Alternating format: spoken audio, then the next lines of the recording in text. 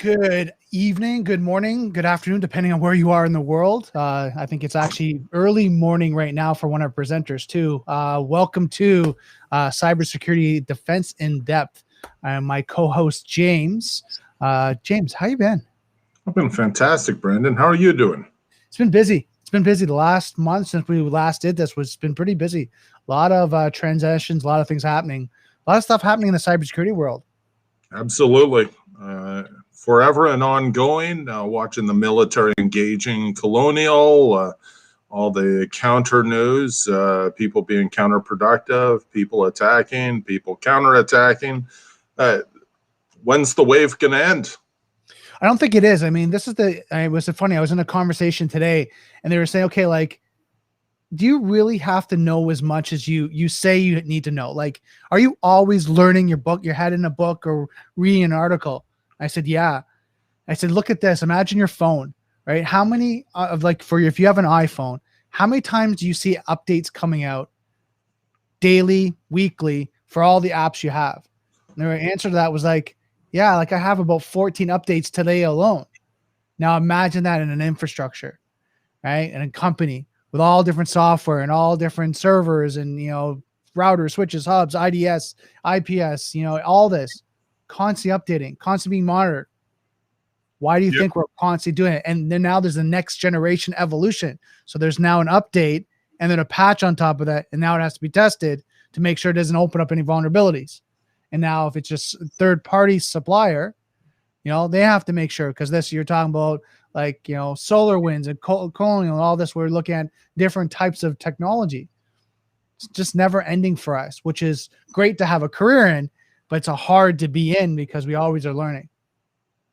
Yep, absolutely. And you know what? The world will continue. And even though it may seem bleak from the news perspective of looking at cyber attacks and potential cyber warfare, you know what? At the end, there will be a solution. And that solution means that those people from cybersecurity need to get together, remove those hats, and start working together in order to solve the problem.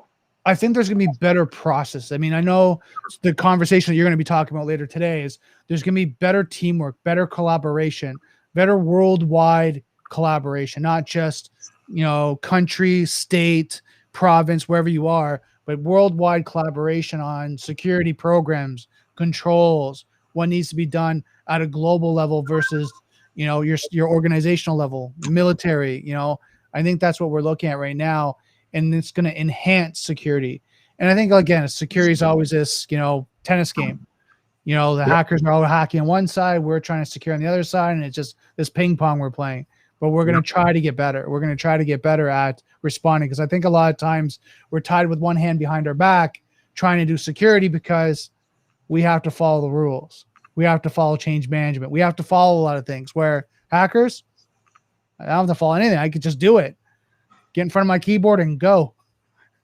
You know what the real shame is? During COVID, more and more people have time in lockdown in order to sit on their computers and do a lot of things which they normally wouldn't do with the high unemployment rates and so on. And this really gives people the incentive to go, hey, I'm not getting any money from the government, so I'll just go and get my own money. And that's the true shame. Right. Well, they're becoming enthusiasts of being entrepreneurs, but not in the best, positive way and ethical way. People could take those negative thoughts and convert them into good thoughts. You know what? The world could just start to become a better place. True. Very true. So I'd like to thank everyone. I want to give you guys some time to get in. Let us know where you're from, what you're interested in learning today. We're watching all the chats from YouTube to Twitch, Facebook, live on all different platforms right now. So let us know what platform you're on, where you're from, and what are you kind of interested in learning about cybersecurity. So James, I'm going to jump in, just kind of let us know what we're going to be covering tonight, and get on with our show, our live stream tonight. Enjoy the show, everyone. Okay, so today we're actually excited. We're going to have two presentations today. Just give me a second here. All right, we're going to have Dr. Gonzo and James Castle are actually going to be both a presenter. Our co-host is actually been presenting today. So like I said, 2 presenters. This meetup is going to be recorded, so it's live stream right now. Ask your live questions, keep them going. Let us know as we're going through the actual stream if you have any questions. If you have to go and there's something you might miss, it's going to be recorded. So it's going to be recorded on our YouTube channel, on mine. So you can come and check it out and you can go watch the recording. Also, if you have a colleague or friend that you want to share this out with, because you think this information is valuable, please share that out with them, because it's essential we continue this conversation, we continue the education going through. Again, there's going to be Q&A all through the presentation, so just to make sure you guys get enough value and information. So our first presenter, which can be up next, has over 20 years of experience in information and cybersecurity, ranging from developing one of the first university master programs in the UK in 2005 up to security consultancy and strategic advisory for private and government organizations across Europe, Africa, Middle East, and Asia. He is the CEO of Silec, and a multi-international information security technology and consulting firm, and the global chairman of HLB Digital, a brand of HLB International, where he leads the development of HLB cybersecurity and digital services globally. He is a cybersecurity expert for the International Telecommunication Union, where since 2004, he has contributed to the delivery of cyber drills and workshops for their national certs and governments around the world, including the 2020 World Cyber Drill, where he was the technical coordinator for the cyber attack and simulation scenarios. He is the co-founder of Cyber Ranges, a next-generation cyber range platform, and he's also the co-chair of the European Cybersecurity Organization, working group on cyber range environments and technical exercise. So a lot of value, a lot of information there. And then, of course, we got James here, Executive Director of the Cybersecurity Global Alliance, operating under Terranova Defense, non-for-profit, President and Director of Terranova Defense Solutions Incorporated, is a multi-sector corporation specializing in cybersecurity, aerospace, maritime, defense, unmanned vehicles, and communication. James started Terranova Defense Solutions in 2014 in the public safety and emergency management sector. In 2018, James was invited to speak as a special witness before the Tran Committee at the House of Commons Parliament in Ottawa as a subject matter expert in unmanned vehicles and the future of drones in Canada. Terranova Defense was elected as one of the Canadians' top defense companies in both 2020 and 2021. So again, a lot of great value, a lot of great information. Make sure you ask lots of questions. So that's going to be our speakers for today. Just give me a second here. Now let me bring in Dr. Allen here. Just give me a second here. Hi. How are you doing? Very well, very well. Thank you for having me. Oh, you're quite welcome. So you ready to go? Very well, yes. Ready. Awesome. So I'm going to just bring up your presentation, and I look forward to learning a lot from what you're going to present today. Thank you. So just before I start, just if you can confirm you can see my screen. Yep, we're all good. Fantastic. Okay, so once more, very happy to be here and sharing this presentation with you, and I look forward to some questions from the audience. So today I want to address the topic of next generation cyber ranges in general, and I'm going to cover a number of things: experiential learning, what is a cyber range, use cases, assessing cyber resilience and attack simulations, and they're all very much related to cyber range technology. Just as a brief aside, as I was being introduced, we are a company. We are based in Cyprus HQ, but we also have operations in Canada, in US, Kenya, and United Kingdom. And with regards to the cyber range domain, we are a vendor of cyber range technology, independent vendor. We run our own cloud infrastructure. We also have our range available on premise or portable, and it is also an ISO 27001 certified range. And also a lot of the experience that I want to share with you today is based on many years of working using cyber range technology to deliver attack simulation, cyber exercises, and our platform is actually the official platform used by the UN for the World Drill. The second edition will be again in October 2021 this year. And for those also who want to learn more about cyber range and next generation cyber range, I also recommend this paper that we wrote at EXO, and it's free to download. It's a paper where we address the topic of cyber ranges and trying to understand basically what a next generation cyber range is. So why have cyber range technology products have become very popular in the last two years? If you think about the way security professionals go through the career development and sort of become expert, or for those who become expert, they follow a traditional path, from education or university, job interview, then skills development, which is effectively going on to training courses or self-learning, and then application of skills, which is applying those skills into a real environment. So I'm starting to become a SOC analyst, then I get hired as a SOC analyst, and then I study more and apply more skills until I become a SOC manager, or along that path. The problem is that in order for me to go through this loop of continuous learning and application of skills and professional development, I actually need to spend quite a lot of time, and that is always a problem. So it's a problem for the individual because it takes time to obviously mature experience, but it's also a problem for an organization because the only way they can sort of ensure that the person is competent is to put that person to the test on the job, and sometimes obviously it's a long process. One of the key technology or solutions to the continual professional development and the application of experiential learning has been recognized to be a cyber range. This prediction from Gartner is quite sort of already surpassed, and according to Gartner, a couple of years ago, by 2022, 15% of large enterprises will be using the cyber range.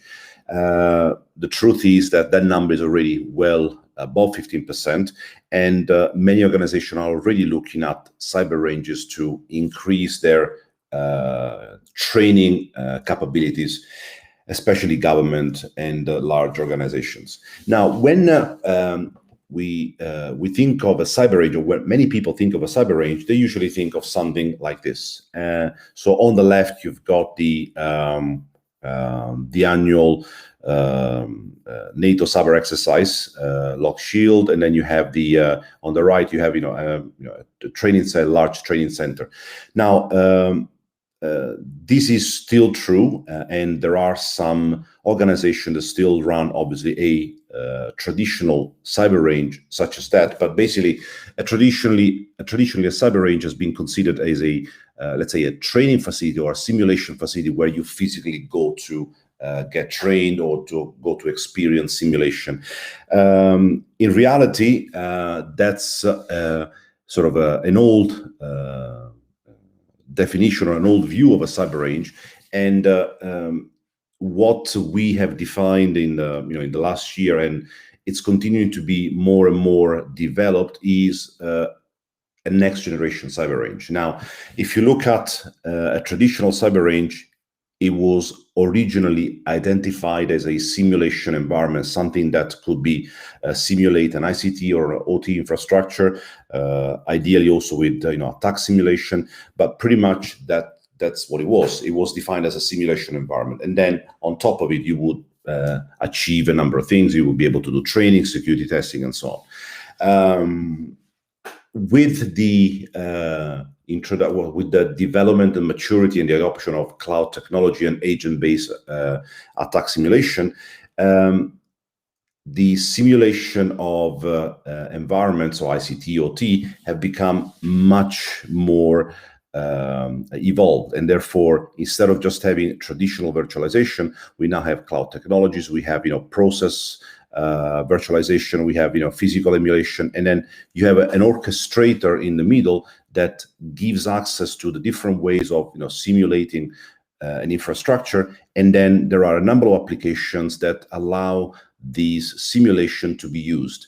And therefore, as a definition, cyber range is no longer a simulation environment, but is a platform which a platform for the development and delivery of simulation environment. In other words, the definition takes into consideration the fact that we are not only creating a simulation environment, but we need to be able to use that environment. And for that, we need to have attack simulation, user simulation, scoring and reporting, scenario or simulation environment, composition capabilities, competency management. And the result is something like this, whereby you have a simulated environment. In this case, it's an ICT environment. Then you have multiple users or teams that are involved in the simulation. So you have attacker, defenders, you have observers, and then the system would simulate traffic or simulate attacks or be subject to real attacks. And from a use case, so this is one example of a use case, but you can understand that for an organization, in order to be able to use such an environment, there needs to be a number of functionalities which usually are not just part of the simulation environment. So the traditional approach to simulation is, let's set up an environment, let's power on the button, and then let's send people some credentials, let's develop a web application on top which allows people to interact with one another. And so it was a layered approach. In a next generation cyber range, all these functionalities, as I was showing, they tend to be integrated, whereby you don't need to do multiple steps, but everything is taken care of by the platform in a orchestrated, automated way.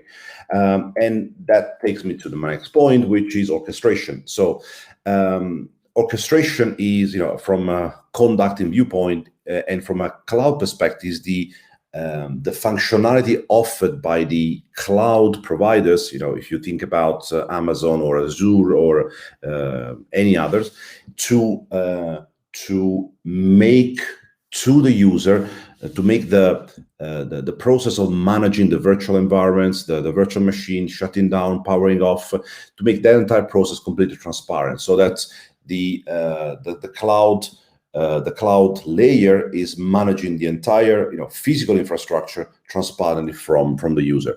If you think of a cyber range, of a next generation cyber range, that orchestration is not just limited to the management of the environment, but is extended to the orchestration of the attack simulation, or the user management, or the reporting side, or the creation of the environment. So a lot of the functionalities of the cyber range are then exposed to the user.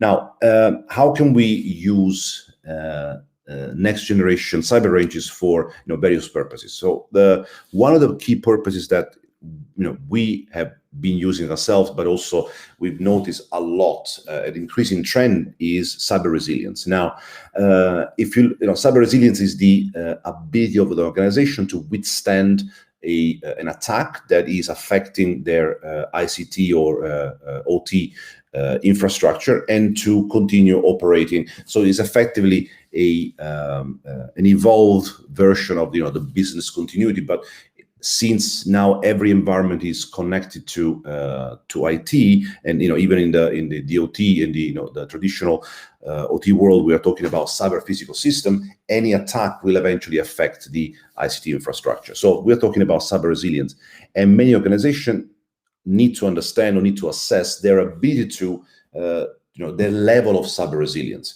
And it involves a number of components, just like business continuity, because you have it's a top-down approach. The leadership of the organization needs to recognize the importance of this and therefore allocate resources for the development and the assessment. Then we need to have obviously people. There needs to be a culture of resilience. There are processes that need to be followed. Incident response. You have the infrastructure, the security control. Overall, you need to sort of test at different levels. And traditionally, when you're doing assessment of cyber resilience, you deal with either tabletop-based exercises or discussion-based. These are very good for evaluating understanding of processes, identify maybe some improvement area in the execution of a process, but they are pretty much discussion-based. Then you have the technical operational one, which are more of hands-on. So, is my team able to identify a specific type of attack? Is he able to perform incident response? But really what we want to be able to do is we want to be able to do an end-to-end assessment. So we want to be able to simulate a real attack, let's say a phishing campaign or a specific APT with specific TTPs, so tactics, techniques, and procedures. And we want to be able to understand if the organization at a organizational level, so at people and process level, is able to manage this type of security incident. Therefore, we need to be able to test both the management and the operational people at the same time. So this is what we call C2 drills or cross cyber drill, where basically you have injections or simulation which are affecting both the management and the technical team. Example could be a phishing email. So the CEO of the company has just been phished. Now there is obviously a managerial reaction, but it's also now a technical reaction to understand what is the impact. Has it been compromised? Has there been any malware? Has there been any propagation of the malware? And from a risk perspective, what the CEO should be doing, confidentiality of the information, what should be considered already leaked, and so on. So you really want to understand what are the communication, the interaction between the management and the operational people, so the operational staff. And one of the key things about being able to perform this cyber resilience assessment is actually the ability to simulate attacks. And one of the key sort of areas of contention at the moment, well, it's not really contention, but it's more about understanding and education, is the difference between breach and attack simulation and attack simulation sort of using cyber ranges. There are many ways that effectively an organization can simulate attacks in order to assess their cyber resilience or to assess their security posture. And let's look at different ways. So first of all, we need to distinguish between simulation and emulation. So simulation replicates the behavior and actions of an attacker, but it implements them differently. Typical example is a phishing simulator, where the user receives, let's say, a real email. However, the attachment is not malicious. If the user clicks on the attachment, then a pop-up window comes that says, you've been phished. If this was a real email, then you would be compromised, and so on and so forth. But the impact is not there because we're only mimicking the behavior of the attacker. When we're talking about emulation, instead, we are actually simulating the attacker by replicating, by using the exact same techniques, the exact same sort of tools, malware that the attacker would be using.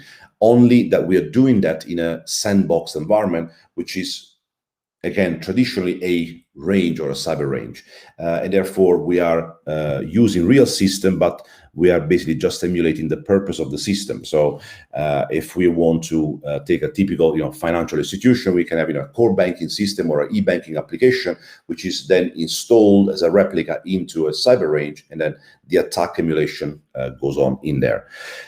Then you also have red team simulation. Many of you are familiar with this, and these are tailor-made attacks onto an organization with a specific scope of work, specific rules of engagement, specific do's and don'ts, and the objective is to simulate the strength. Sorry, to verify to assess the strength of the organization to face a real attacker with specific motivation, specific capabilities, and see what that type of attacker could be able to achieve. Typical example is the TIBER-EU Framework in the EU, which is was developed by the European Central Bank. And as you can see, this framework provides a lot of guidance on how to procure and deliver a red team simulation. And as you can see, there are guidelines for every phase of the project, from the initiation to the closure. And as you can see also from here, the entire process lasts weeks, in fact lasts months, and that if the company has already decided to engage in such activities. So attack simulation using red teams is not something that you do every day. It's probably something you do once a year, and at best twice a year. Then you have attack simulation tools, which are effectively just that. They are tools, they are offensive tools, which are used by security professionals, for example, in the execution of red team attack simulation, or sometimes in penetration testing. But really, they are tools that allow a professional to mimic in fact, to actually perform the activity of an attacker using, for example, setting up command and control servers, backdoor, data exfiltration. And so there are some examples that are both open source or commercial. It's quite a lot out there.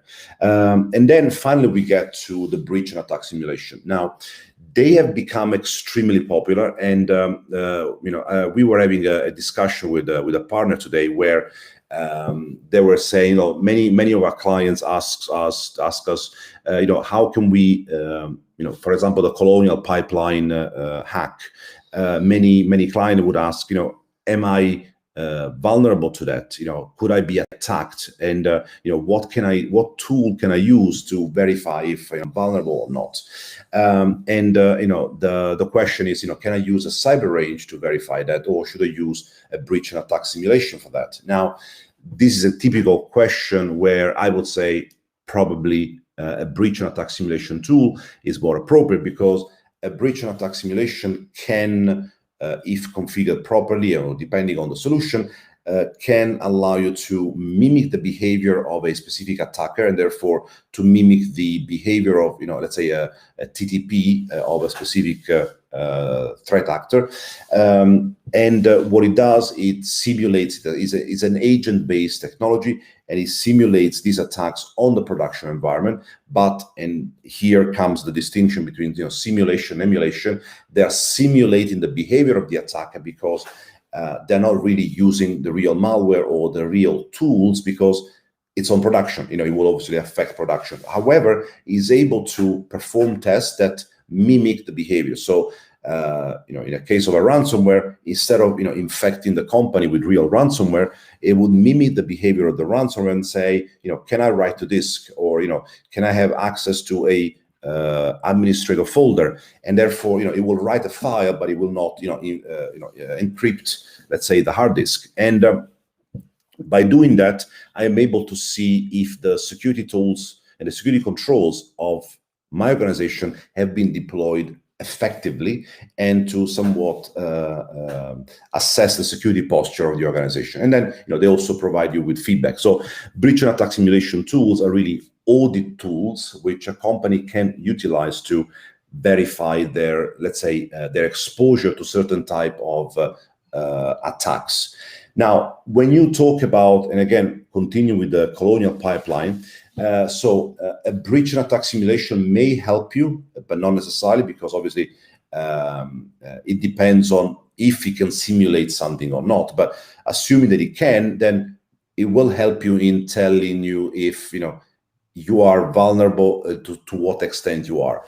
But the question is also, would my staff or would my security staff be able to identify this attack? Would it be able to respond? Would it be able to act on it and identify the right corrective actions? Well, that you cannot do with the breach and attack simulation, because, as I said, they are only simulating the behavior. They are not using the real malware. They are not using the real tools and the technique used by the attacker. What instead you can do in a cyber range is you can create a replica environment, or to the extent that you need to have a replica environment. So you probably would have your own SIEM, your EDR, some key component, and then you would simulate the attack using real tools, real malware, and you would then verify if the team is able to detect that malware, is able to maybe perform reverse engineering activities, and so on and so forth. And when it comes to next generation cyber ranges, and this is really the importance of the orchestration and automation. So if you look at 99% of the cyber ranges out there, they are based on creating the simulation environment, then maybe putting a attack simulator on top. Some of the cyber range use, for example, attack simulation tools like the one I was showing you earlier, and then they bring the user in and say, okay, now deal with it. Now, as you can understand, that is the same as imagine that you're playing a multiplayer game. You are everybody maybe is familiar with PlayStation and Xbox, and imagine that either with friends or with children and so on. Every time you want to play a multiplayer game, you have to say, hold on 1 second, and someone comes in and sets up the game for you. Now, with the next generation cyber range, that's really the opposite of what happens, because all the setup of the environment and the simulation of the attacks happens with one click. And therefore, okay, so I want to simulate the Colonial Pipeline. Okay, let me pick up the scenario, let me click play, and let's see if my team is able to detect that particular attack. Examples include of this simulation are what we are doing for the UN, for example, where you would have different teams simulating, representing a different country, each having access to a separate simulated infrastructure, all of which are connected to one another. And then with the attack simulation, you're able to then inject real malware and attacks, and the malware can propagate from one country to another. And then you can actually now simulate two things. You can say the inter-country communication, do people know each other? Do they follow protocol? What protocol do they follow? From a technical viewpoint, can they share? Like, for example, last year we had a malware, which we developed a malware for the exercise, which was a blockchain malware, and whereby once it started infecting all the different countries, then the only way for the malware to be so for the decryption, because the malware ended up encrypting files. So for the only way for the file to be decrypted, at least 3 countries had to be participating and vote in the blockchain sort of malware to be able to then decrypt. And therefore, we were testing the ability of the technical teams to not only solve the exercise, but also share and initiate communication with other countries. Therefore, if you're looking at cyber resilience, and hence my connection now to the attack simulation, there are many ways that an organization can do attack simulation. You have the red team, you can use the tools, you can use breach and attack simulations, you can use cyber ranges, but really the ones that are used for cyber resilience is either a red team simulation, which has the advantage of being extremely realistic and custom, but the disadvantage that it can not be done more than once or twice a year. It's very costly. And it also is done on production systems, so it's never going to be sort of full scope. An attack simulation and range, once you've created the replica environment, then you can execute that as often as you like, and you can update the attacks to cover recent and current and relevant attacks to your organization. And then, for the other application, obviously security training.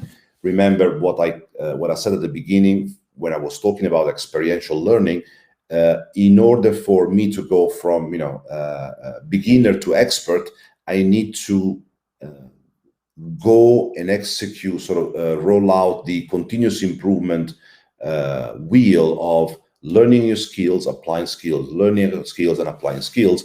And therefore, a next generation cyber range will be able to automate that process without the interference of someone to set up the simulation environment. To conclude on breach and attack simulation, they are mostly audit tools.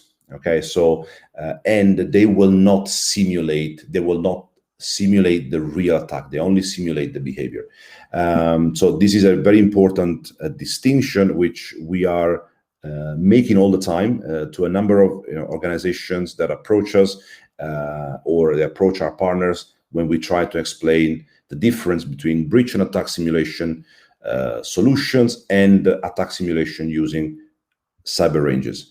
And finally, another aspect that I want to cover is large scales skills development.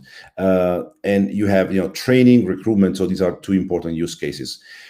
If I want to train thousands of people, we are talking about over 4 million security professionals that need to be trained and retrained today because of the shortage and the skills gap.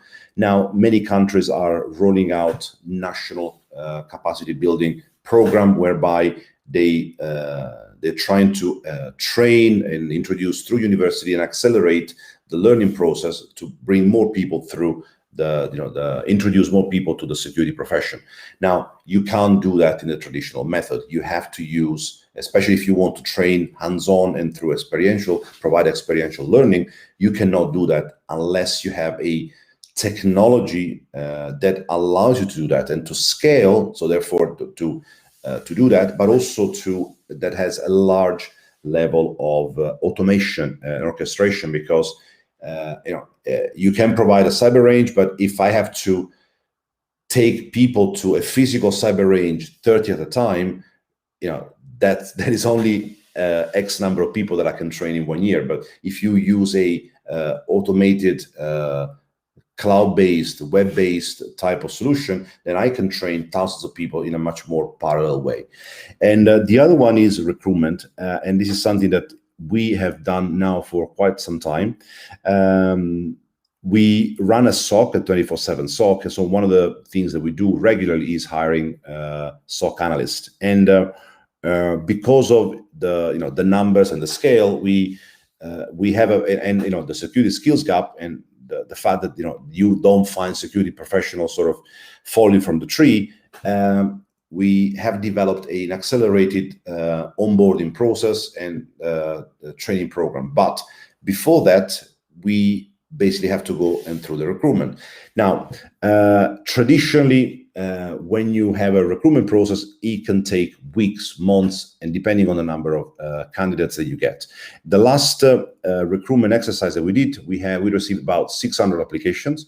And what we normally do, and in that case, that's what we did, we do a direct skills assessment on the range without even looking at the CV. So let's say we have 600 people. It's okay, next week at this time, this is the link, you will do a competence assessment.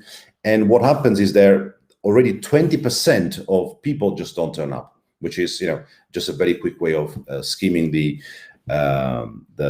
additional candidates. Then those who pass, in that particular instance, we did another test, which is a little bit more difficult. The first one was more a baseline. The second one is one a little bit more advanced. And then from those, we ended up looking at the CVs of those who passed. And then from the CV, we then selected a subset. So from 600 people, we ended up interviewing, I think, between 15 and 20 people, and then we hired 3 people. And that's a process that is very quick and very efficient. And it has the advantage of identifying ideal candidates beyond the CV. And it has happened more than once, and it keeps on happening, that through this process, we select people that we would not have selected if we were only looking at the CV. And we did that actually this year. as an experiment to, as a parallel process. National cybersecurity competitions, these have become extremely popular all over the world, and many competition, they are obviously aimed at raising talents and increasing the number of students that get into the security profession. The problem is that, again, if you want to do a national cybersecurity competition at experiential level, whereby you really give people practical challenges and assessment, then you do need a technology that can scale to thousands of people and that can provide, parallel, concurrent, a large number of concurrent virtual machines. So that's why a lot of the modern, so a lot of the cyber ranges today are cloud-based and are actually based on public cloud providers such as Google and Azure. The problem is that many of these don't actually do they are not next generation cyber ranges, and they don't do actually the attack simulation that is required. So they are traditionally used only for simple scenarios. Finally, before I conclude and leave the floor for questions, there is always a comment that I like to make regarding next generation cyber ranges. There are two. If you look at the way technology is adopted, there's always an adoption curve where you have early adopters, and then you finally have the followers, and eventually you have the majority of people that on board. But there are two triggers that have brought cyber range to the world right now. One is cloud technology, and the other one is attack simulation, agent-based attack simulation. Cloud technology is because of the orchestration, because it takes care of the environment very easily, and that's why the majority of the ranges are actually right now effectively online through Google and Amazon. The second is agent-based attack simulation, which basically means I'm now able to simulate attacks into the range using agents rather than appliances. And these two technological sort of triggers have determined the widespread of cyber range in the last 2 years. The click and play learning environment, which are not really ranges as such, but they focus on the skills development. And then now the more next generation type cyber ranges where the agent-based attack simulation is built in. And to give you an example, the NATO cyber range project only started last year, mid last year, I think it was, and it's been now built on high level of orchestration automation. So beware that many of the cyber ranges that are out there, especially the ones that are, let's say, older than 2 years, are not the next generation cyber ranges, and they require multiple components to implement the same use cases. It's a long subject. I can talk for hours, so I think I'll just end my presentation here, and I'm happy to take any questions. Awesome. Thank you so much. That was amazing. A lot of great information. Now, I know Carlota had a question. Thank you for your presentation. I have a question. How effective would be to build resilience when the company is not under regional rules? I'll bring this up here. It's not bringing up regional rules such as EU framework, but it is a global organization. Well, that's why I actually said in the slide, there are many components, and one of the things is leadership. So cyber resilience always begins from the leadership. So if the leadership believes that cyber resilience is very important, then it can be achieved. And from a global organization viewpoint, even if it's under the EU framework, actually using a cyber range is making that process very easy, or much easier to simulate, because imagine a multinational and you have multiple locations, and every office will be given access to a simulation environment, which they're all connected.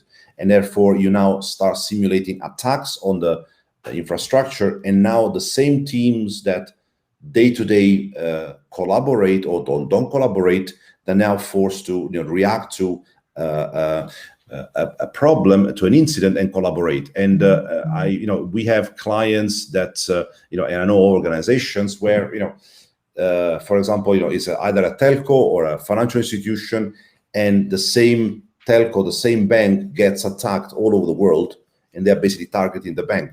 And if you're able to simulate a similar scenario, then you're actually preparing to detect and respond, compared to the cyber threat intelligence will tell the feeds and information will tell you, look, these attackers with these tools, with this IOC that will appear, be prepared. So the organization does scanning, preventive measures, search for IOC, and so on. What you can do with the cyber range, you can say, I'm going to now inject the real thing. I'm telling you that it's coming. Now let me show you what it looks like when it really hits you. And let's see if you're able to detect, communicate, collaborate. That's the approach. Awesome. So the next question from Mike. How do you ensure cyber range integrity from bad actors monitoring of cyber range exercises? It's always about deployment. So many countries or organizations, they really go for on-premise solutions. And that's why, for example, if you want to run such an environment on the cloud, then you need to understand where that cloud provider is located, in which country. So many countries, and in Europe, it's also an example, but they are developing national cloud initiatives where the data is stored, in their specific environment. But if you then obviously have that if you want to go a step further, then you deploy the cyber range on premise, and you have total control over the data that is generated during the cyber exercise, and you can choose not to share that. You control that. Now, going that a little bit deeper, I mean, like you're talking about the threats that are happening, and you guys are doing like a great job of giving them real world scenarios. Like, here it is. This is what's happening. This is what's going to light up on your SIM. This is what's going to be the alerts. Here you go. Now go. How are you going to respond to this? What if it's a real situation? Are they going to kind of have the same resources and integrity and be able to do that, not knowing like your team is there? Do you know what I mean? No, not quite. So most companies you have like SIM, you have your security analyst, level 1, level 2, and they're monitoring all that, looking at false positive, false negatives. But when you're working in an engagement, they're more on a high alert, right? They're more aware that this is coming versus, SolarWinds. They're kind of like, correct, yeah, it's happening. It's a fair question, but it's the same question that I got many times. For many years, I was involved also in doing compliance audits. Okay, and when you go through a compliance audit, or even when you go for a car MOT, the annual test for your car, the emissions, the inspection, right? Yeah. All the exams that people know that are coming, from when you are a student to the car test to compliance audit, everyone knows that they're coming, right? They still fail. So. Right. The fact that you are warned doesn't mean that you are, given an advantage. It means that you know what's coming, and you are given a chance to prove yourself. So, true, they may be more on alert, but it doesn't mean that it's easier. In fact, one may argue that they may be more under stress because now they're being assessed. When you are in a real environment, there are many things you can say. Well, he was on leave. I was not aware. It was not my turn. Many things. But if you are in an environment where you are put under test, and maybe there is a report, there is an assessment that says you were not able to identify that, that's a lot of pressure, and that changes also the context. So I don't think is any more difficult or any easier. I think it's somewhat a fair reflection of what would happen in reality. Right, because the reason why I asked, you brought up compliance, right? A lot of companies, when they know compliance certifications coming up, they're now deep in it, making sure they have their logs. Do we meet all the controls? Make sure you update all the control points.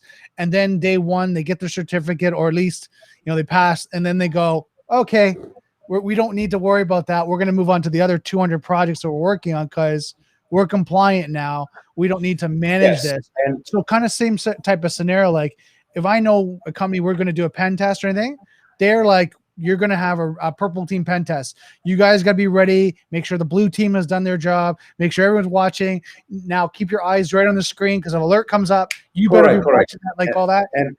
And let me ask you, what is the outcome of that? When a company knows that, there is a pen test coming, what's the outcome of that frenziness that goes, around? Oh, it's massive stress. It's falling behind on projects. I get it. Like exactly. So basically, that's and I'm not saying that people should be doing it only when that happens, but that's why compliance and regular compliance or regular audits or regular testing or regular attack simulation exercises, the objective is that, and that's why I'm talking about culture. If you embed these activities into the culture, into the regular activities of the organization, then it doesn't become something that you do, one quarter every year, but it's something that you do. So it now becomes easier. Security, as we all know, even us that work in security, it's something that, it's annoying sometimes. It's an extra step that you have to do to be secure. But if you trying to make that more regular and build it into the business practice, it becomes more tolerable and easier to do. So yes, it's not a perfect solution, but there is a benefit even in doing that once a quarter. There is a benefit. Now, do you recommend people having their in-house team do it or an external team?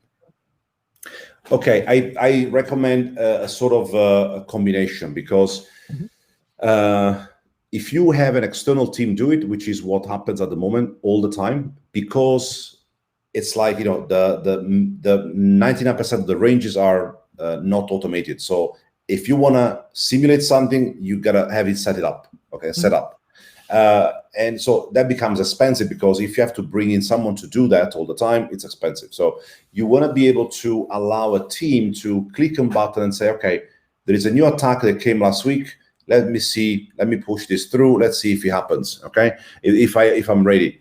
And then you say, actually, that was interesting. I'm not sure I would be prepared. Maybe I can get someone to help me out and explain that to me better. And then you can choose when to have that extra level of service. But ideally, you want to have the ability to do this attack simulation on a regular basis and in a self-initiated way without having to call for professional services.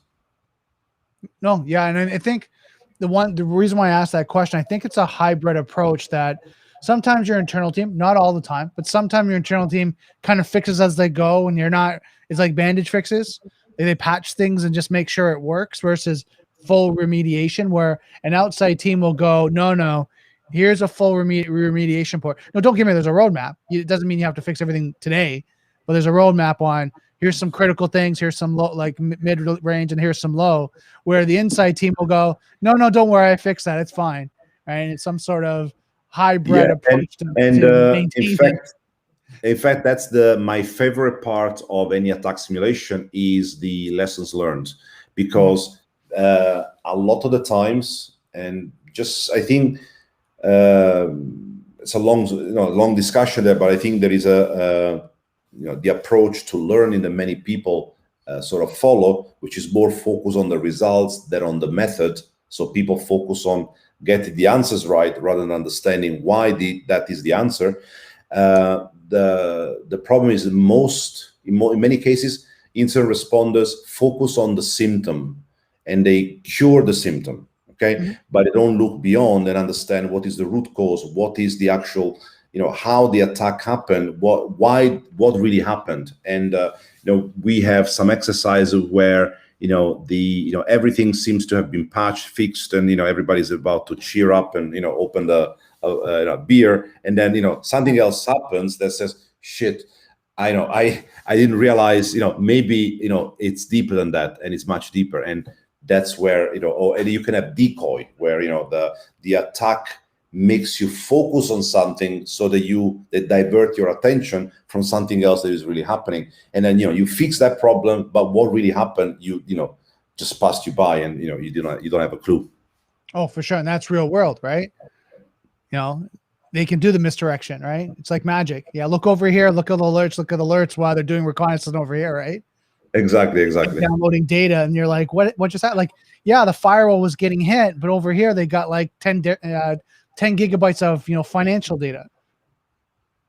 Exactly. So, for sure. Awesome. Anything else? What's the best way for them to get a hold of you if they had any questions? I believe, let me check if I put my email at the beginning. Yes, I think I did. So it's al@silensec. So it's a very simple email. So it's al and then the company name. So al@silensec.com. Okay. So if you guys have it, take a second, write it down, screen grab that, make sure you got it. If you guys have any questions for Al, let him know. Al, thank you so much for the presentation. It was amazing to learn, just what you guys are working on, how you guys are applying this, and how you're helping the industry.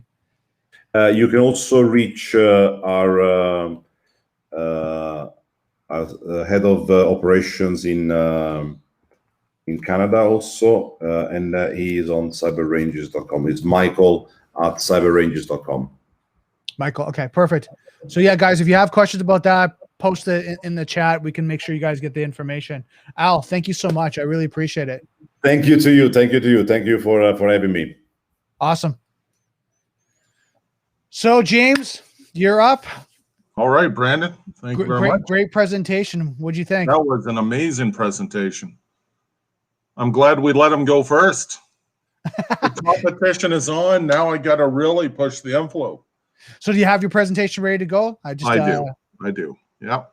I'm just going to get you to share it on the screen so we can bring it up.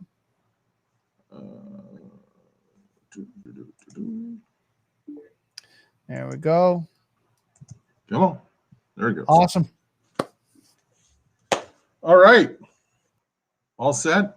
First of all, before I get going, I just want to say, being one of the co-hosts here, it's an absolute pleasure being able to come out and talk about the Cybersecurity Global Alliance. But before I move on, one of the attendees today, Carlotta, is our legal committee director, and she is here, paged in from the Netherlands. So thank you for coming, and thank you for all your help in making this presentation possible. To start off, again, I'd just like to say thank you for attending. And I am the acting executive director of Cybersecurity Global Alliance, a Terranova defense not-for-profit, federally incorporated membership-based organization registered right here in Ontario, Canada. Cybersecurity Global Alliance has directors and officers located in Canada, the United States, Spain, United Kingdom, Belgium, the Netherlands, and Israel. We're also affiliated with the Cybersecurity Valley UK and the United Kingdom Cybersecurity Associations abroad. Tell you a little bit more about our global vision. We are creating a global legal framework to protect different stakeholders against cyber attacks. Our global mission: our organization is federally incorporated nonprofit focusing on creating global awareness regarding cybersecurity issues that affect every single one of us in the digital era. We promote and encourage different stakeholders to create a legal framework that can regulate the field of cybersecurity and its various risks. We believe that by creating an international platform for debate and interaction between different experts, actors, and stakeholders, that we can make the world more secure in an epoch when technologies are in full bloom. When we state about being in full bloom, what we mean by this is that through the use of new technologies and programs, every single transaction or aspect within our lives the protection against the different hardships or risks has become more relevant than 15 years ago, for example. It is an honor to be speaking with you this evening about cybersecurity and the Cybersecurity Global Alliance. A little housekeeping for this discussion. Please leave your questions to the end of the presentation, and both Brandon and I will be happy to answer any of your questions. Brandon is also a director within CSGA, so he will participate with those.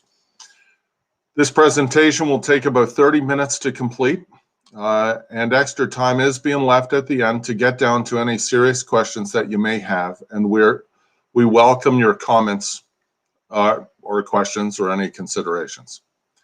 In this presentation, I'll be asking you to provide certain information about cybersecurity, and please feel free to type your answers if you would like to do so. Let's get started. Cybersecurity Global Alliance is proud to announce our 10-step system that will help a potential member to join our organization and what they can do to get involved with and participate in, even on how to join committees and potentially membership and executive boards. In each step, it is important to remember the CSGA Global does not sell any service. The purpose of our organization is to work with our think tank through topics and forum challenges, working with debates and planned disputes to build the basis for global cyber law. As this is being built internally and externally, our organization will be able to provide advice of other companies, services, and or products, making available a jobs database for global cybersecurity recruitment, and a news center that will monitor and report global news and video reports in the cybersecurity sector. CSGA Global was developed to work with people like you and I. We use a roundtable concept for gathering information and then taking this information to the board to be verified. Then to our think tank for consideration before being sent to number 9 on the graph beside us, or in front of you, for disputes and debates. Once addressed and reviewed, and once approved by this stage, this will go to the legal board for final review before being submitted to develop for global governments, which will include lobbying and demonstrating the reasons why this change to legislation is so critical, so the politics can take its course. Our members run for-profit and not-for-profit organizations, making them knowledgeable in business concepts, design, program management, education, emergency management, incident response, international and domestic law, cybersecurity, cyber defense, and in many other industries. For example, one of our directors, Chris Golden, is a former lieutenant colonel for the US military, and one of the original developers of the Cybersecurity Maturity Model Certification, also known as the CMMC, for the US Department of Defense, DoD. Chris Golden is one of the is the owner of third-party risk operating as a C3PAO for the CMMC accreditation body, helping companies in the United States become CMMC certified from level 1 to level 3. Chris Golden's role as a director of CSGA Global is to create the infrastructure for our organization that we will follow in Canada and globally. The Cybersecurity Global Alliance consists of board members from Canada and all of the countries I have mentioned previously. The board consists of legal, cybersecurity, financial people, our program development people who are subject matter experts in cybersecurity. The purpose of CSGA Global is to work with governments and legal bodies to aid in developing global cyber law that will be regulated in a single country strategy. What this means for the world is that we can actually be the voice and to be heard on how we can start the process and to repair the damages that are around us every day that we see in the news. It is important that our group work through a variety of challenges within cybersecurity using the tools that we must provide the right information to the right people to make the right choices. CSGA Global is in the process of developing its own in-house think tank that will work with other legal groups to develop these tools, which we'll need to lobby effectively. What kind of cyber attacks are out there today? For our attending participants and viewers, feel free to list some of the current cyber attacks that are out there today. Inside the chat window there on YouTube, feel free to put some of the names of those cyber attacks. How many cyber attacks happen daily globally? And how much money do you think is being lost to threat actors? The numbers are truly staggering. At the end of this presentation, there are many key areas that can be discussed in more detail, and we welcome you to post your questions here.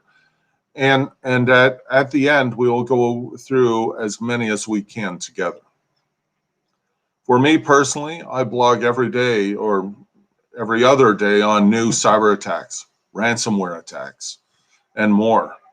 Then the question arises to how many attacks are real, how many are fake, how many are scams. Then you have phone scams and all of the other contributors to why we have so many threats currently out there today. The need for Cybersecurity Global Alliance is now. Statistically speaking, here's a list of current states well worth mentioning, or stats well worth mentioning. The worldwide information security market is painting a bleak cybersecurity landscape. In 2020, this brought with it several trials and triumphs. COVID-19 has forced companies to create remote workforces and operate off-cloud-based platforms. The rollout of 5G has made connected devices well more connected than ever before. All this to say, the cybersecurity industry has never been more important. These recent events and these cyber attack statistics and figures considered are some industry trends and also predictions to watch out for in 2021 and beyond. Remote workers will continue to be targeted by cyber criminals. As a side effect of remote workforces, cloud breaches will increase. The cybersecurity skills gap will remain an issue. As a result of 5G, increasing the bandwidth of connected devices, IoT devices, will become more vulnerable to cyber attacks. Cyber attacks will continue as long as legislation isn't being used globally. Global governments will need to come together through organizations like CSGA Global to create long-term compliance and regulation available for all people. CSGA Global, through our think tank and other serving committees, will have many current and relevant topics in cybersecurity, as you hear about today in global news. We hear about ransomware and cyber attacks, phishing and fake news, and all the phone scams. The world seems to have gone crazy. Bitcoin is one of the top 10 currencies in the world today, and yet Bitcoin is the currency taken through ransomware. The truth behind this currency can scare many people, and yet our economy protects this currency with privacy rights and rules that protect the people who do these attacks in the first place. CSGA Global is about to make laws and work with people in changing the issues and the laws like these that are preventable. But without legislation, the attackers will walk away unscathed. According to Cybersecurity Ventures, it has been estimated that the latest forecast for global ransomware damage costs reach $20 billion by the end of 2021. On CNBC, in the Small Business Playbook, it has been mentioned that cyber attacks cost companies $200,000 on average, put in many out of business. 43% of cyber attacks are aimed at small businesses, but only 14% are prepared to defend themselves. In the world today, both for-profit and not-for-profit organizations are being attacked.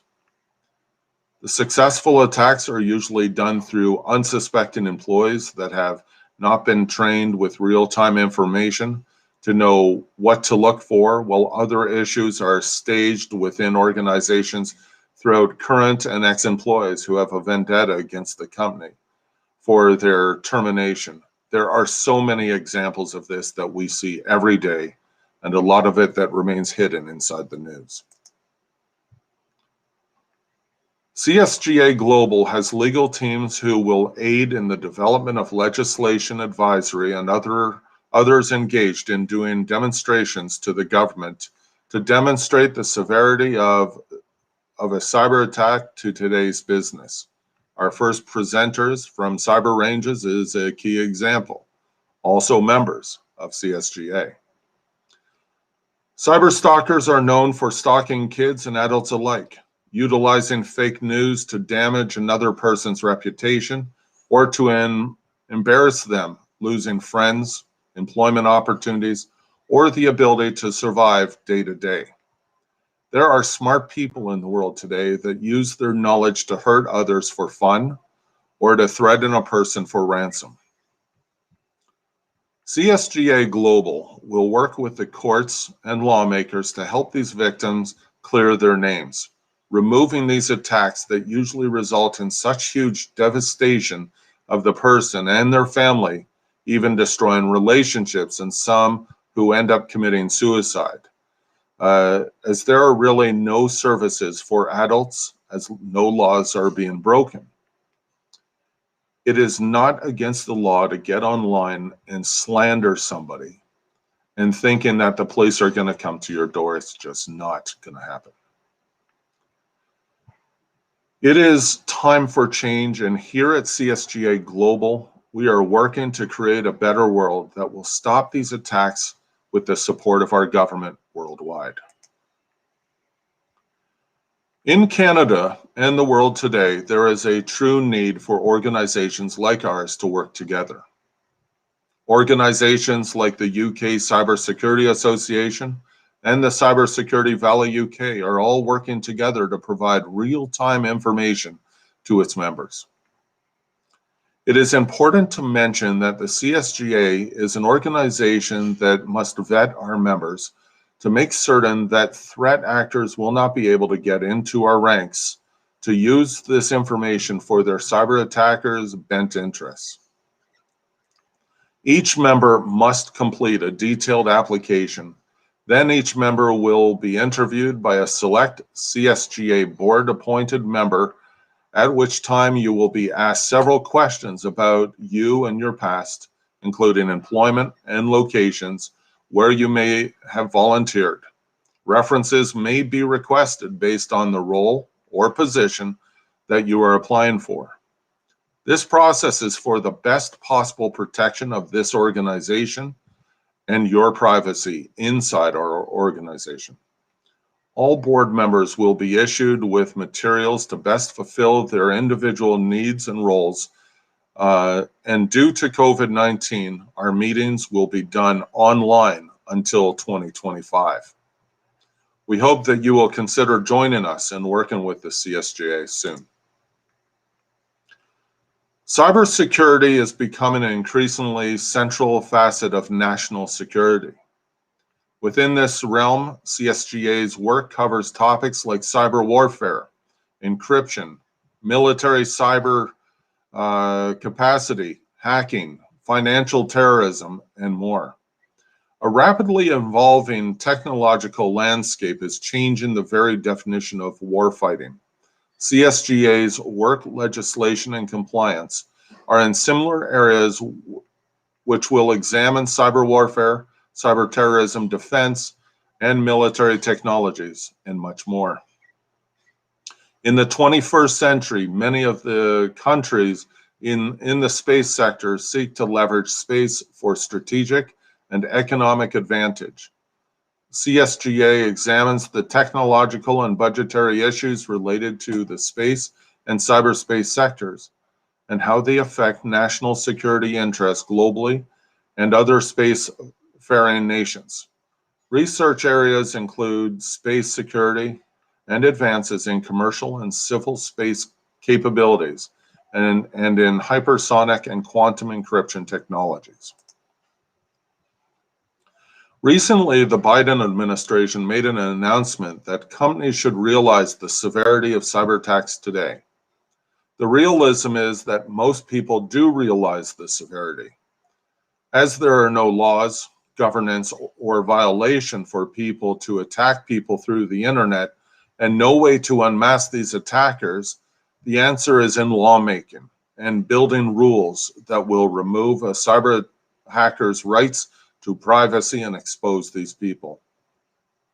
CSGA Global is looking to develop some tools that will help people identify cyber stalkers, attackers, hackers, ransomware groups, and more, into making these people known and then to remove their rights from using other people's or business companies for hunting people, corporations, or acting out in a manner soon to be identified as an act of terrorism.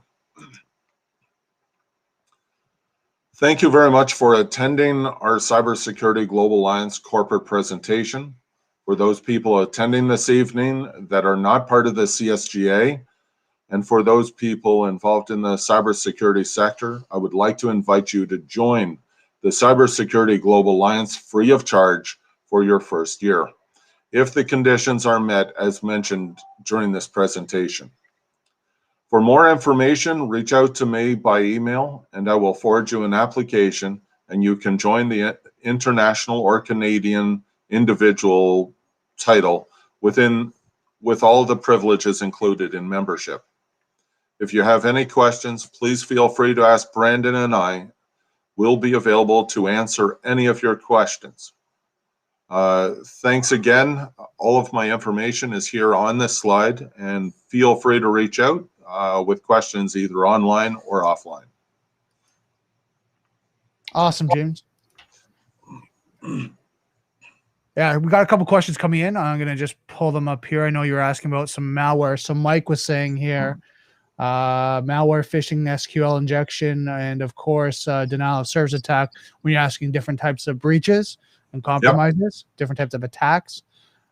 George was mentioning here a group believed to be Russia's Cozy Bear gained access to government and other systems through a compromised update to SolarWinds Orion software. So Mike's saying that's true. And then George was saying here, ransomware hit at least 6 U.S. hospitals in 24 hours this week, prompting the federal government to warn healthcare providers about the threat. What else we got here? Mike also said several CEOs sexting Zoom ransom scandals have brought serious scrutiny onto the platform data security. And then Mike said, yeah, great presentation. Well, thank you. This industry is so diverse with all of the changes that are currently happening. There are not-for-profits and there are for-profits working in this industry throughout. Mm-hmm. The purpose of CSGA really brings down subject matter expertise and people who care about change. I just saw your question, Mike, and I'll be happy to answer that. Yeah, so let me bring this on the screen here. Sure. So Mike asked, how does China and Russia factor into this framework given the conflict of interest? Well, for our organization, this organization will not work with countries like China or Russia due to the current political situation between our countries and the constant threats. So it doesn't mean that we will not work with people of these cultures around the world. It just means that we have to be careful in the decisions that we make so there is no conflict of interest.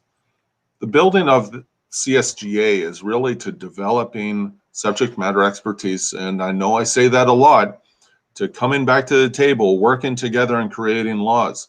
These laws will affect the actions, not only the people in China, not only in Russia, but in Canada, in the United States, and all other countries where hacking happens. It just doesn't stop there. But when Canada, I'll give you a fine example to answer that question. Let's look within our own borders. If you're a Canadian citizen and you pull a cyber attack, no, let's spin that around. If you're an American and you do a cyber attack on a Canadian and you set up in a Canadian internet provider and then attack them online, the police cannot investigate because you are developing a website over the border. This means that international laws do not permit this kind of thing from being stopped. It has to go through the Superior Court of Justice or the state legislator. You have to bring in politics to it, and that process can be very timely and costly. So when we look at the problems outside of our borders, maybe we should also be looking at the problems inside and trying to solve the problems together. We have one of the greatest allies on earth, which is in the US. Now it's time to work together, strategize, build responsible laws that mean something. And if we need to prove our point, I think Michael and Al would probably be two guys I would like to see there demonstrating that exact purpose. Right. And I think I want to add to that. I mean, the CSGA, I guess what you want to call as mandate is to help to create these controls, these, you know, agnostic types of policies, governance, laws, so that the people that we know, organizations, companies that are getting, even military, are getting compromised. There is actually not only NIST, ISO 27001, you know, different types of, you know, controls like that, but actually looking at the implementation of if someone does breach that and takes a malicious act, how they're being held accountable. And I think that's the question we have as we're building this out, is looking at all these new frameworks and controls are out there, but what happens when someone actually does actively go out and try to maliciously compromise a company, organization, government, whatever, what happens to them? I know from personal experience, listening to stories of family members and people that have got compromised, breached their identity, things like that, you know, from large service providers like your telecommunications, your internet, like all that. And they've been compromised, that they've lost everything, their identity, their bank account information, all that, because these companies are not securing them. But then when they go and try to now criminally investigate, their hands are tied. I know one situation, a colleague of mine, his daughter's going through right now. The judge said it's not in the real world, so why does it matter? It's not in the real world. It's not an active threat. Why does it matter? And he said that in court, and the police and everyone were like, we're dealing with this daily and how people's lives are being destroyed. And you're telling us that this doesn't matter because it's not an active physical threat. And this is the things that we're looking at to really educate the communities, legal, government, that these are active threats. They can destroy people's lives. They can destroy people's business. They can take organizations down. And it's only a matter of time before we look at actual, you know, threats. I mean, I think it was in Germany, wasn't it, James, where they actually attacked a hospital? Yes. Right? And started to ransomware the hospital, where now people were actually now their health be affected. IC units, respiratory, you know, machines, you name it, like scanning units, whatever that may be, they'd start to do that. It's only a matter of time before now there's loss of life. And I know right now I'm studying my CISSP, and the one mandate that it all has across cybersecurity is supporting life, right? Life comes first, right? Protecting people. So I know I got a little bit on my soapbox there, but I think that's the reason why the mandate from CSGA is to really dive deep in this and have all these experts worldwide to work together. You know, we've talked with a lot of different politicians about what would the next steps be once legislation is created. And there have been some very good ideas that have crossed the border. You have a database for sexual offenders. You have a database for violent offenders. There should be a database for cyber attackers.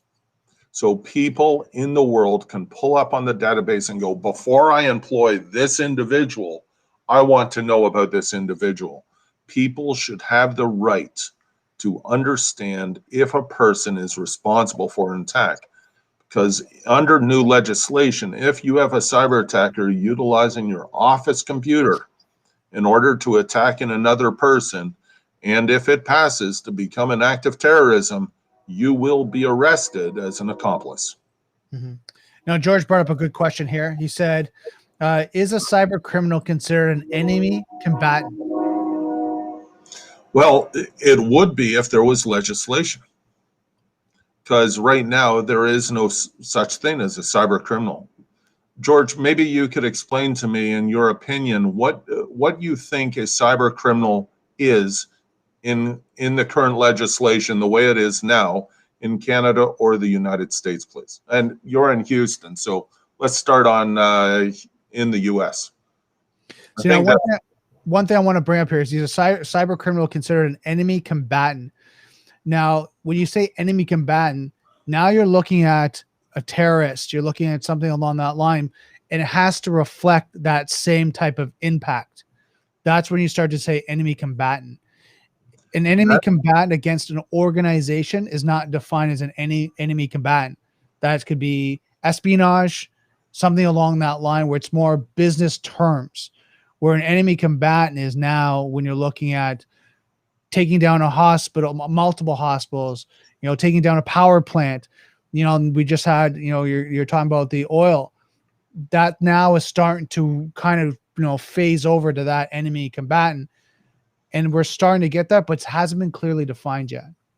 See, I think what we also need to identify here, and outside of George's points, and I see what you're saying, Brandon, is that here in Canada, we have actually in the US as well, we have the mens rea and actus reus, guilty mind, guilty act. We have to prove more than 50.1% that the person was responsible for the act. When a person masks their identity in the internet, just because they say person X did this attack doesn't mean they necessarily did anything wrong. It could have just been somebody else. It could be fake news. We need to create laws so we can track in real time these people. And believe me when I say this technology is on its way. Mm-hmm. So let's see what here. We got Carlita asked the question here. The victims of cyber attacks deserve red rest too. So, actually, I'm going to spin back to George's definition there just quickly. Enemy combatant is a person who either lawfully or unlawfully engages in hostilities for the other side in an armed conflict. I really hope that it's not going to be lawfully, because that would be really bad. But well, I mean, let's talk about that. There is teams that are now nation state, right? That's we right. know that there are nation state teams that are hacking each other governments back and forth, and it's lawful. Yeah, it is, but it's not illegal because there are no laws being broken. Mm-hmm. If you're going to do a public address that you're going to threaten somebody or threaten their life, you're breaking the law because you are threatening a person.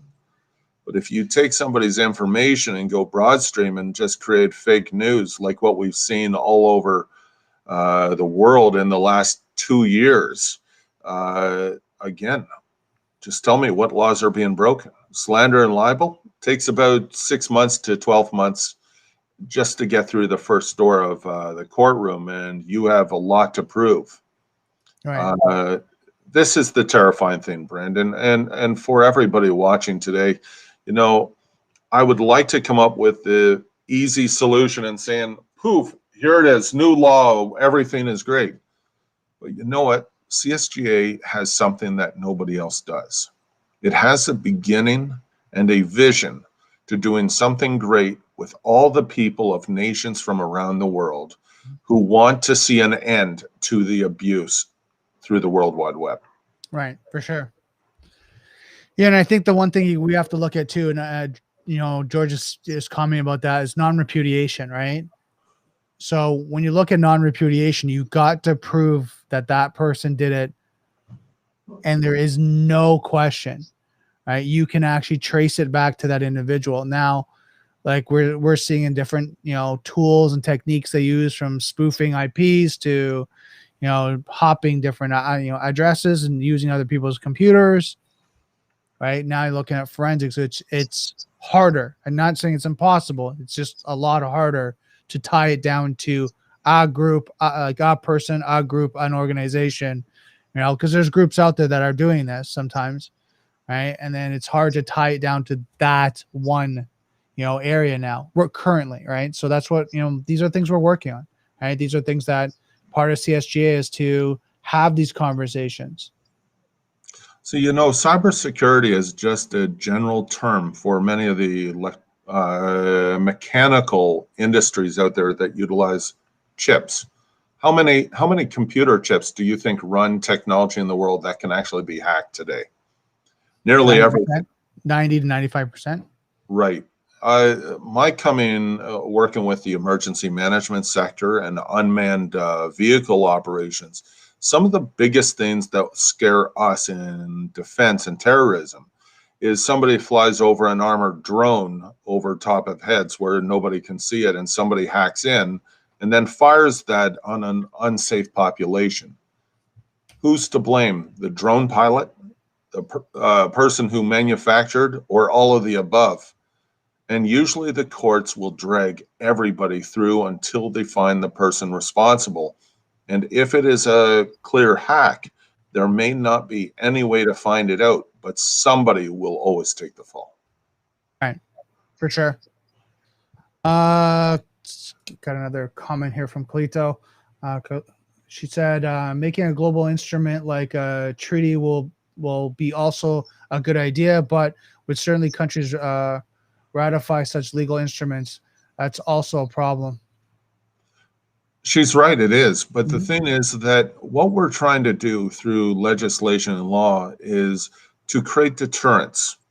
Now, I mean, when we get into a car, for example, most people usually listen to the speed limit, or they don't go 20 kilometers or 10 miles per hour faster than the posted limits. Why is that? It's because it's a law. We understand that if you get caught, there will be penalties. Right now, there are no penalties. So the question comes down to, are you breaking any laws? So this is our biggest challenge. If we can create legislation that governments in two countries can operate, you know, would just be a fine thing. I will tell you, I know a family in the US. Daughter got attacked by the kids in the school, and she took a gun and ended her life. Now, I mean, the end scope of this is, what was it over? And they didn't like her because she looked different, because of what she wore, and they just destroyed this girl, destroyed the family. What is the point of that? And then the parents can't get any closure, going like, why can't we do something about this? Because there are no laws. We can talk about this until we're blue in the face, or the cows come home, or it can fly, but it doesn't change. George, you're saying cyber attack and cyber warfare, however, are not so neatly defined in U.S. statutes. Absolutely correct. But then again, it's not defined anywhere in the globe. So it doesn't matter where you go. It doesn't matter what you do. In cybersecurity, there are no borders. There are no friends. There are no laws. It is the Wild West. If you think about the U.S. in the Wild West years, just walk in the street, shoot somebody down, walk away. Hey, it's done. It's over.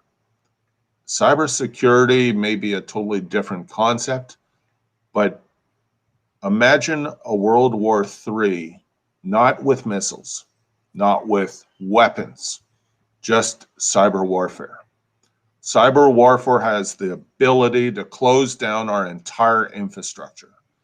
Imagine shutting off all the lights in New York City, all the street lights, stopping all transportation for one single day and seeing what happens.